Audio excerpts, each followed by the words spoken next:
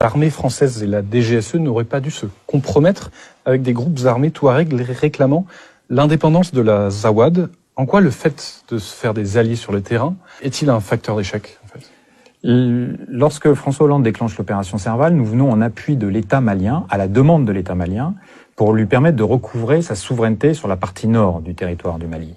Alors on intervient pour permettre à l'État malien de recouvrer sa souveraineté et en même temps on travaille avec un mouvement politique armé qui conteste la souveraineté. Donc il y a zéro cohérence.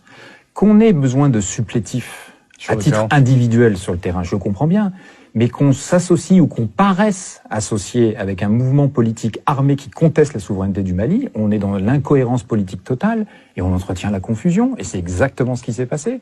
Et à Bamako, les élites, et tout le monde d'ailleurs, nous a reproché en disant « mais vous avez une attitude ambiguë, on comprend pas, vous venez nous aider et en même temps vous travaillez avec nos ennemis ». Et donc on n'a jamais levé cette ambiguïté qui a joué contre nous. Donc l'armée française doit-elle se retirer du Mali ? L'objectif fixé à Barkhane, les trois objectifs que je décrivais, n'ont pas été atteints. Donc plus de la même chose produira plus du même résultat. Il y a eu des succès tactiques, c'est un échec stratégique. Donc maintenant, il va falloir se poser les bonnes et les vraies questions. C'est-à-dire ? Avons-nous atteint les objectifs ? Selon moi, non. Qu'est-ce qu'il faut faire ? Est-ce qu'on peut les atteindre ? Qu'est-ce qu'il faudrait faire pour les atteindre ? Mais il va falloir sérieusement changer la méthode. Et on voit bien que la militarisation de la lutte contre le terrorisme, parce que c'est toujours sous ce prétexte-là qu'on intervient, a échoué en Afghanistan, a échoué en Irak, a échoué en Syrie, a échoué... Alors en Libye, c'était un peu pour d'autres raisons, mais on continue à tenir quand même ce vocable, a échoué dans le Sahel. Il va falloir encore combien d'échecs pour se poser la question de savoir si c'est la bonne doctrine ? Autre question parallèle, l'influence de la Russie au Mali. L'ambassadeur de Russie a été reçu par la junte, dont certains cadres ont été formés en Russie.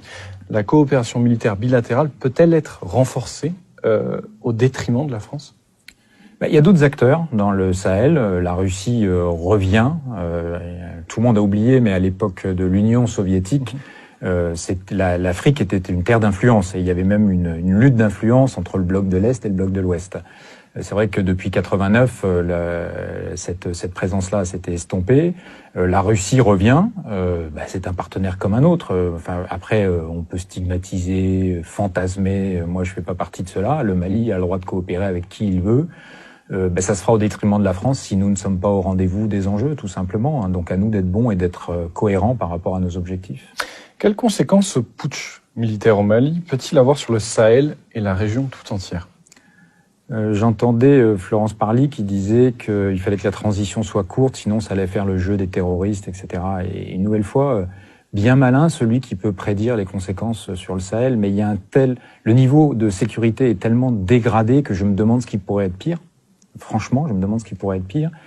Et deuxièmement, c'est pas en ayant une conception de la stratégie dans cette zone de cette nature-là qu'on va faire avancer les choses. Je pense qu'il faut vraiment laisser les Maliens. Ce sont des militaires maliens qui ont pris leurs responsabilités.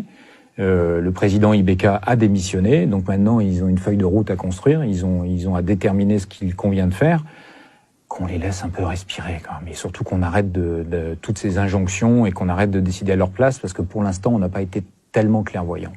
Merci beaucoup Laurent Bigot. Je vous en prie.